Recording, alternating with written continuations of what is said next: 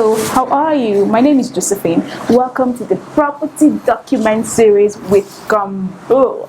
So on this series, we discuss property documents and titles in Nigeria. Here, you learn all the important facts and truths about titles, and those seemingly difficult to grasp terms will become very easy for you to understand. Starting off on our list of titles is the CofO, the almighty CofO. So the CofO is the shortened form of Certificate of Occupancy. What is the CofO? The CofO is the document issued by state governments in Nigeria to landowners, property buyers, as a legitimate proof of ownership after all other requirements have been met.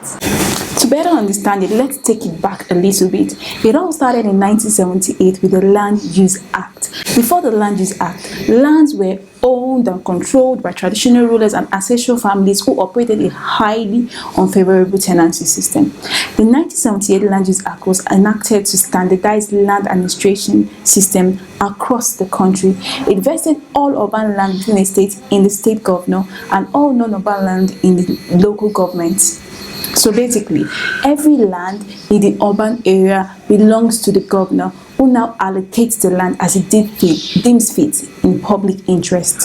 So we know the history now. The question usually is the CofO the highest or the most legitimate proof of ownership? The answer is, it depends. It may be a primary proof of ownership or a more secondary title of ownership. Why does it depend? Let's take it back to the Land Use Act again. Section 22 of the Land Use Act states that it shall not be lawful for the holder of a statutory right of occupancy granted by the governor to alienate his right of occupancy or any part thereof by assignment, sublease, etc. without the prior consent of the governor. Simply put, the first person to occupy or own a land is entitled to the CofO. However, it cannot be replicated. Hence, the next person gets a separate document to prove ownership.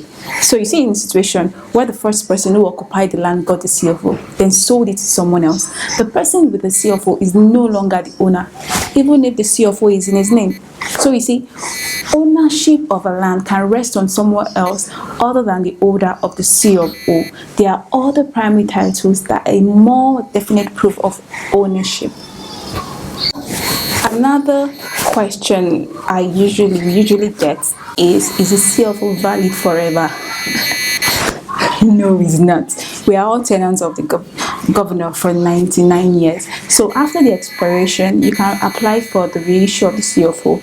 This is subject to the decision of the sitting governor, who may decide to or not to approve or renew the CofO. But the thing is, it always does it in public interest, and it can't take a property from a private person and give it to another private person because it's 99 years has expired. If you found this useful, please like, subscribe, share, and I'm looking forward to seeing you in our next edition of the series where we discuss governor's consent.